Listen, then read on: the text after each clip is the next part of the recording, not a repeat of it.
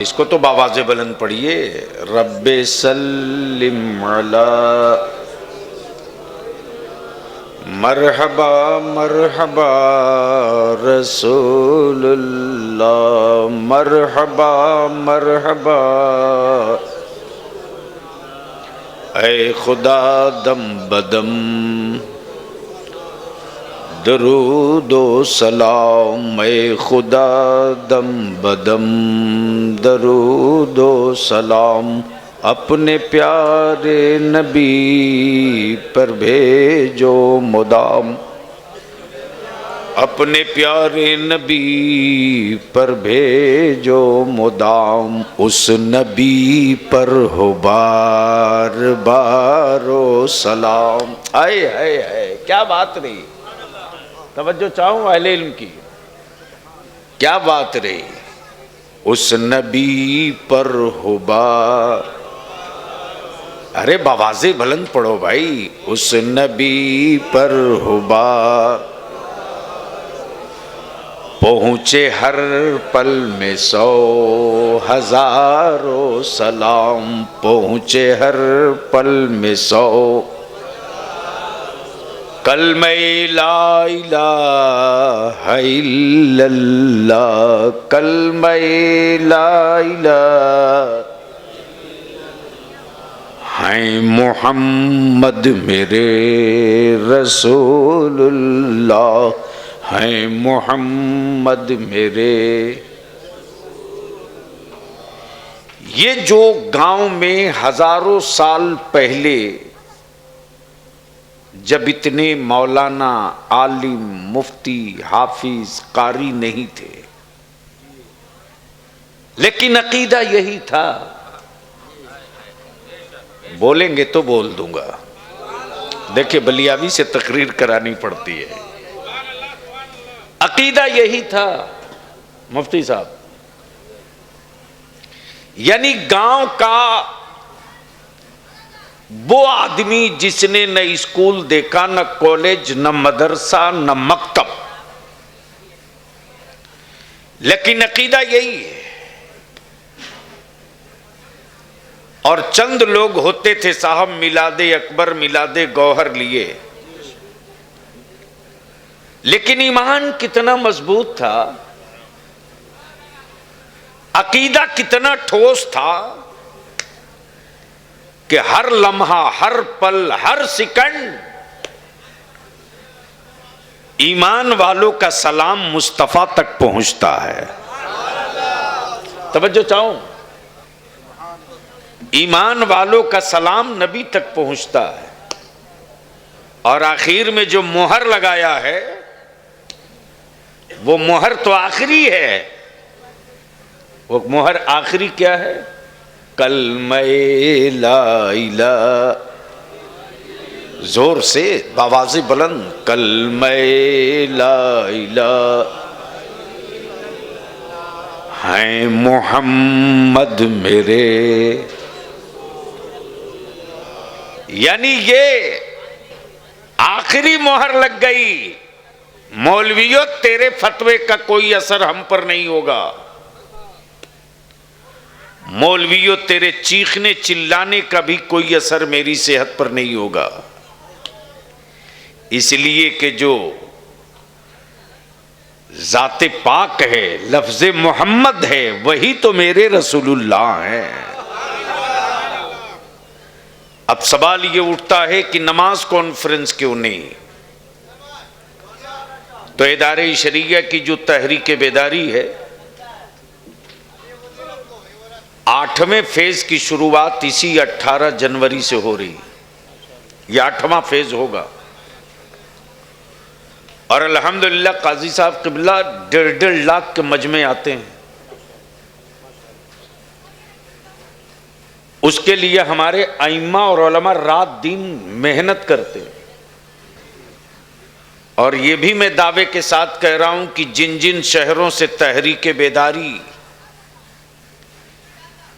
का कारवां गुजर गया है, किसी बड़े सेठ नहीं, धन्ना सेठ की औकात नहीं है कि अपने बेटे की बारात में पटाखा, डीजे, बाजा, तमाशा करके दिखा दे। ये तब्दीली आई है। और उससे बड़ी तब्दीली हजरत कि जिस लड़की के बाप से लड़का वाला 3 लाख रुपया ले चुका था तिलक के नाम पर, उसी डाल्टनगंज पलामू में तहरीके बेदारी के इजलास से वापस जाने के बाद 3 लाख रुपया थैले में लेकर लड़के वाले के दरवाजे गया। अब माफी मांग कर बोला, हम तहरीक का हिस्सा बन गए हैं, हम ये रिश्वत का पैसा नहीं लेंगे। 5 आदमी से आएंगे, मस्जिद में निकाह करा के बच्ची को रुखसत करा ले जाए। और किसी की औकात नहीं है, ये कानून का असर नहीं है,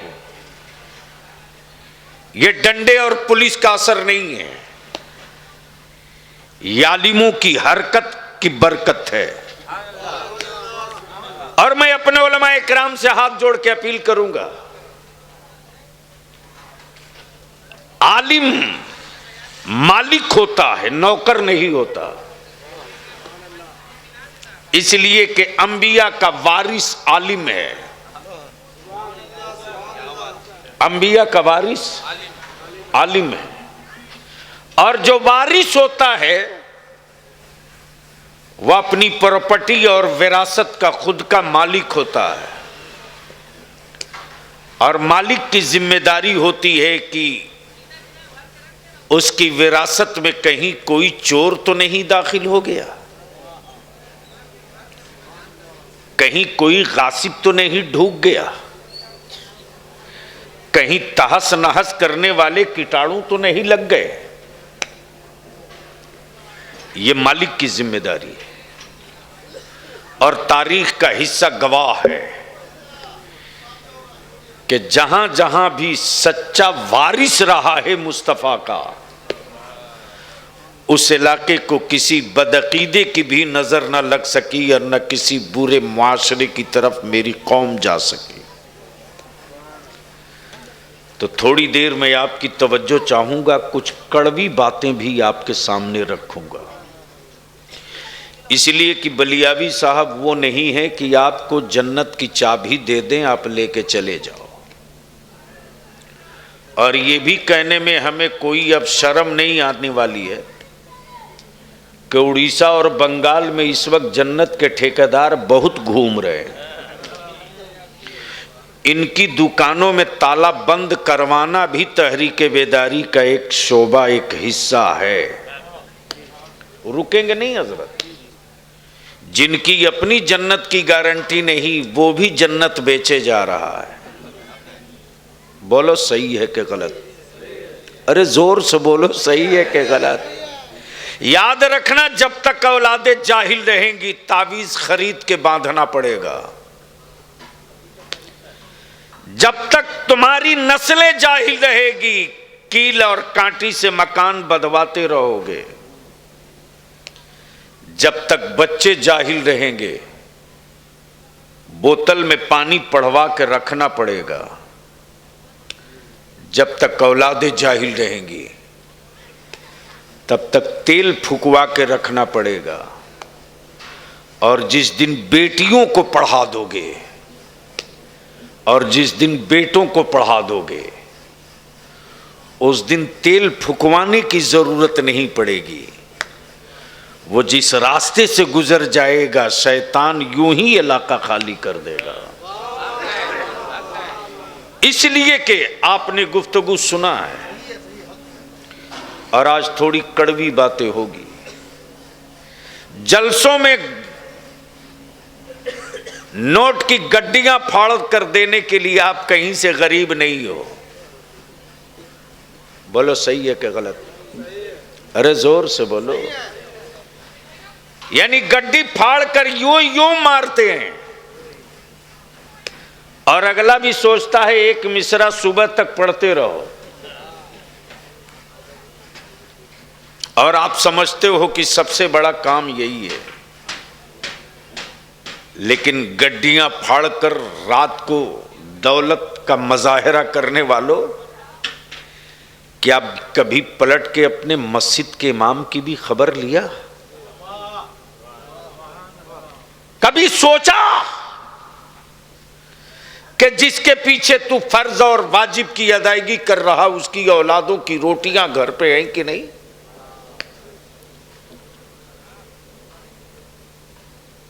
नमाज रब के लिए और इमाम हुकूमत दे, बंदगी रब की हो और तनख्वाह हुकूमत दे। इसलिए आज थोड़ी कड़वी बातें होगी।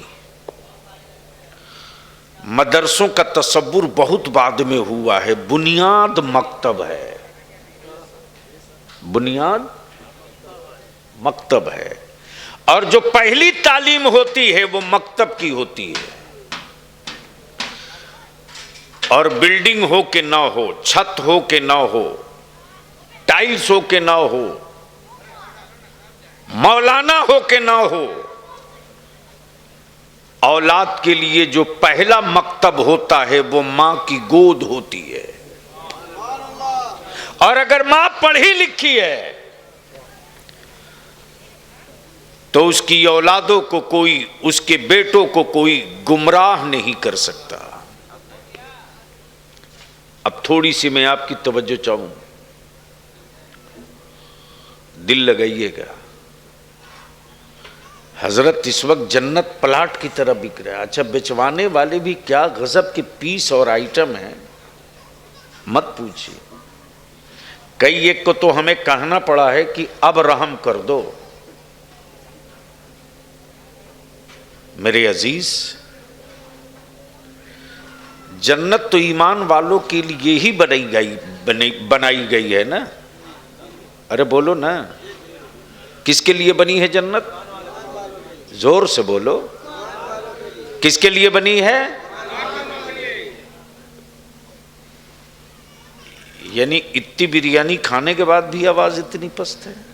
जन्नत किसके लिए बनी है? ईमान वालों के लिए। तो जब मुतमईन है कि ईमान वालों के लिए जन्नत बनी है, तो ईमान ही को पुख्ता क्यों नहीं कर लेते? मौलाना के पीछे क्यों दौड़ रहे हो?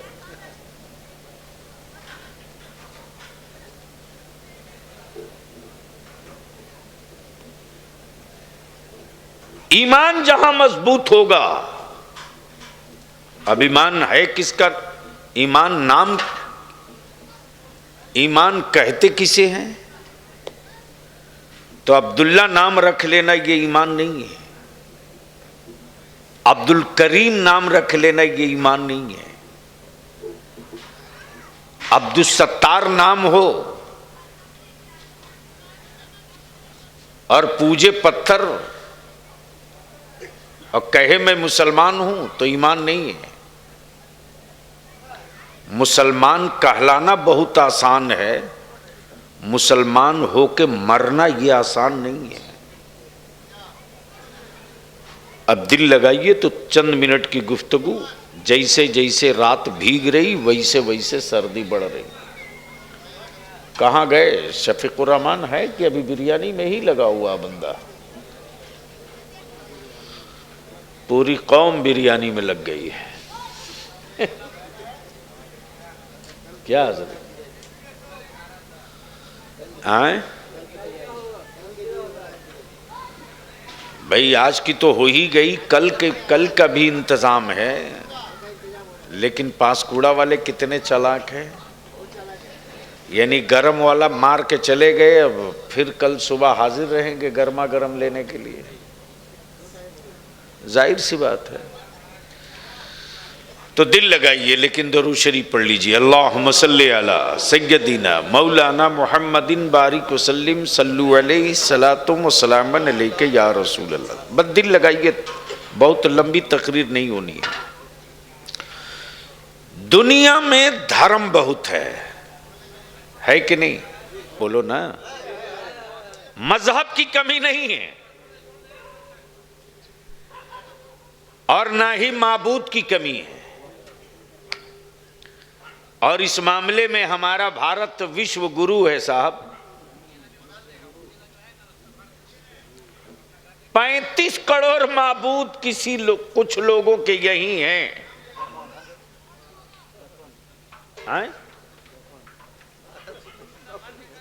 भारत में कितना करोड़? अरे जोर से बोलो ना, आप डरो मत, बेफिक्र रहो। 35 करोड़ उनके माबूद केवल भारत में है। हमारा सिर्फ एक खुदा है। जोर से बोल दो, अरे बोल यार, मेरा सिर्फ एक खुदा है और सारी दुनिया में, सारे आलम में सिर्फ एक खुदा है। लेकिन मेरे एक खुदा से सबको कितना डर लगता है, सोचो। दुनिया में धर्म के नाम के, मजहब के नाम की किताबें बहुत हैं।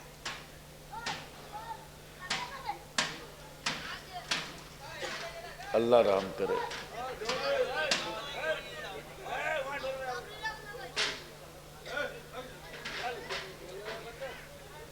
ऐसा नहीं करना चाहिए। चलिए, तो मैं क्या अर्ज कर रहा था? मजहब बहुत है, धर्म बहुत है, लोगों के माबूद बहुत हैं, मेरा सिर्फ एक खुदा है। कितना? जोर से। और मेरा खुदा है, वो खुदा है जो खाता नहीं है, खिलाता है, सोता नहीं है, नींद अता करता है, मरता नहीं है, मौत देता है, अब पैदा होता भी नहीं है, पैदा फरमाता है। तो गोया पोजीशन क्लियर हो गई। जो खाए वो खुदा नहीं, जो चले वो खुदा नहीं, जो सोए वो खुदा नहीं, जो पैदा हो वो खुदा नहीं, जिसकी औलाद हो वो खुदा नहीं, जिसकी माँ हो वो खुदा नहीं, जिसका बाप हो वो खुदा नहीं। वो वहदहू ला शरीक है, उसका कोई शरीक नहीं। अब दिल लगा में आई। तो दुनिया में जितने मज़ाहिब, सबने कहा ये मेरी किताब, ये मेरी किताब, ये मेरी किताब, ये मेरी किताब, ये मेरी किताब। लेकिन किसी किताब का चैप्टर, उन्वान एजुकेशन से नहीं है, तालीम से नहीं है। लेकिन जो इस्लाम की अव्वल और आखिर किताब है, ईमान वालों को जो कुरान मिला है, और जो पहली आयत उतरी है, वो रोजे की नहीं, तवाफे काबा की नहीं, नमाज की नहीं, ज़कात की नहीं, फितरे की नहीं, तामीरे मस्जिद की नहीं। जो पहली आयत उतरी है वो पढ़ने वाली। क्या उतरी? इक़रा बिस्मी रब्बिकल्लज़ी खलक। ए महबूब पढ़िए। अब उलमाए किराम की मौजूदगी है तो एक नुक्ता जहन में आ गया है, इजाजत हो तो अर्ज कर दो। काजी साहब को बोलो। माज़अल्लाह, क्या मेरा खुदा नहीं जानता था कि मेरा पैगाम लेकर जिब्रील जाएंगे मेरे महबूब के पास और कहेंगे पढ़िए, और रसूल इनकार करेंगे? क्या खुदा नहीं जानता था? मेरा रब ही है जो सब जानता है। लेकिन महबूब की अजमत बताना मकसद है, हबीब की रिफात समझाना मकसद है। कलाम रब का लाए जिब्रील, पढ़ेंगे मुस्तफा, पढ़ेंगे मुस्तफा। और जैसे ही जिब्रील ने कहा इक़रा, अल्लाह के हबीब फरमाते जिब्रील मैं नहीं पढ़ता। आए हाय हाय, मैं नहीं पढ़ता। महबूब पढ़िए। नहीं पढ़ता। हबीब पढ़िए, नहीं पढ़ता। अब इसमें राज क्या छुपा है? तो मान लीजिए हजरत काजी शरीयत मुफ्ती यासर हजरत अल्लामा मुफ्ती दिलदार हुसैन साहब का कोई शागिर्द, जबरदस्त मुफ्ती, खतीब, अदीब,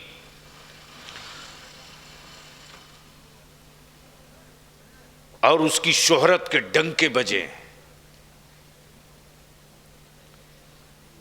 खूब डंके बजे। तो मुफ्ती समीर साहब ने कहा, मौलाना अब्दुल गफ्फार साहब जरा पता कीजिए ये शागिर्द किसका है, ये शागिर्द किसका है। मौलाना जाकिर साहब ने कहा, अरे यार तुमको पता नहीं मुफ्ती समीर साहब, अरे ये शागिर्द है मुफ्ती दिलदार का, उन्होंने ही तो पढ़ाया है। जैसे ही सुना कि वो उस्ताद मुफ्ती दिलदार हैं, वैसे ही मौलाना इंजमाम ने कहा कि जब शागिर्द का इल्म इतना ऊंचा है तो वो सास का इल्म कितना ऊंचा होगा। महबूब पढ़िए, हबीब आपको नहीं पढ़ना, इसलिए कि कल महबूब आप चांद को दो टुकड़े करोगे, डूबे सूरज को लौटाओगे, गुंगे पत्थरों से कलमा पढ़वाओगे, तो महबूब कहीं ये इंसान ये न कह दे कि ये शागिर्द तो जिब्रील के हैं, हबीब तेरी रिफात के ऊपर कहीं जिब्रील की अजमत न समझने आ जाए। अंदाजा करो कि मेरा अल्लाह अपने महबूब अलैहिस्सलाम की रिफत व शान की क्या शान से हिफाजत फरमाई है। अब एक आखिरी बात अर्ज कर दूं। अभी हजरत काजी साहब जो मैं घूम रहा हूं तो मीटिंगें ज्यादा कर रहा हूं।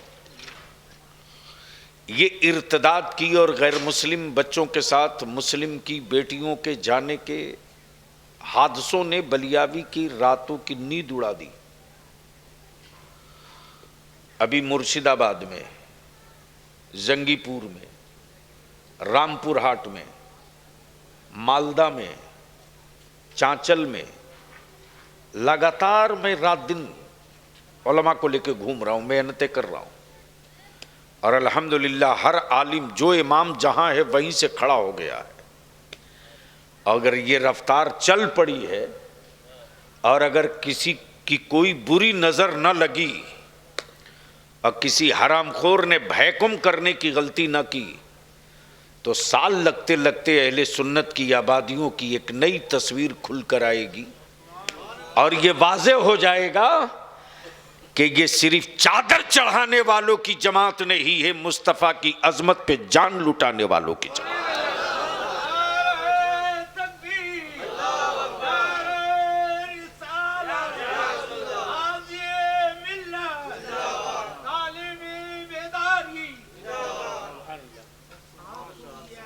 और अल्हम्दुलिल्लाह पूरी तमन्नाई के साथ हमारे अइम्मा लगे हैं। हम अपने उलमा से अपील करेंगे, वो कौन सी चीज है, वो कौन सी इज्जत है जो हमारे लोगों ने नहीं दिया। आलिम ने कहा मदरसा बनाना है, कौम ने कहा मौलाना मेरा घर बाद में बनेगा, 10 बोरी सीमेंट ले लो, छड़ ले लो, गिट्टी ले लो, बालू ले लो, जमीन भी ले लो, पैसे भी ले लो। आज तक किसी मिनिस्टर, किसी चीफ मिनिस्टर की जूती सीधी करते किसी वोटर को देखा है? अरे बोलो ना। किसी मंत्री, किसी एमपी, किसी एमएलए के लिए टेबल पर कोई सिलपची और वगलदान लेकर दौड़ा है हाथ धुलाने के लिए? किसी मिनिस्टर और किसी चीफ मिनिस्टर की जूती सीधी करने के लिए कोई दौड़ कर गया? इतना होने के बावजूद भी आज भी इस कौम में आलिमों के लिए क्या एहतराम बचा है साहब? कि अगर मेरी जमात का कोई आलिम बाअमल मस्जिद के दरवाजे से बाहर निकलना चाहता है तो हमारे बच्चे दौड़ करके उस आलिम की जूती सीधी करते हैं। अगर कोई आलिम चारपाई से तख्त से नीचे पैर रखकर उतरना चाहता है तो हमारे बच्चे दौड़ के चप्पल सीधी करते हैं। हमारे आलिमों को खिलाने से पहले बगलदान को साफ सुथरा धुल करके लाते हैं, मेरा आलिम हाथ धुलेगा। और हर दौर में आलिमों को खड़ा होना पड़ा है, हर जमाने में आलिमों को खड़ा होना पड़ा है, खड़ा होना पड़ेगा। इसलिए कि आलिम वारिस है, और जो वारिस होता है वो मालिक होता है, नौकर नहीं होता। और जिस धन्ना सेठ ने आलिमों को नौकर बनाने की गलती किया, दुनिया ने देख लिया कि चंद सालों के अंदर वो फुटपाथ पे आ गया और उसको अपनी हैसियत और औकात भी समझ में आ गई कि हमने सिक्कों के बल पर इल्म खरीदना चाहा था और आलिम ने गुर्बत में रहकर हर ताना सुनकर विरासत की हिफाजत में लगा था। विरासत बची रह गई, दौलत इनकी रुखसत हो गई। ये बलिया भी अपनी आंखों से देख चुका है और हर दिन देखता हूं। तब रही बात ये कि ईमान है क्या? नमाज नहीं, रोजा नहीं, हज नहीं, ज़कात नहीं। ये ईमान नहीं है, ये ईमान वालों के लिए है। नमाज ईमान वालों के लिए है, रोजा ईमान वालों के लिए है, हज ईमान वालों के लिए है, ज़कात ईमान वालों के लिए है, मसाजिद की तामीर ईमान वालों के लिए है।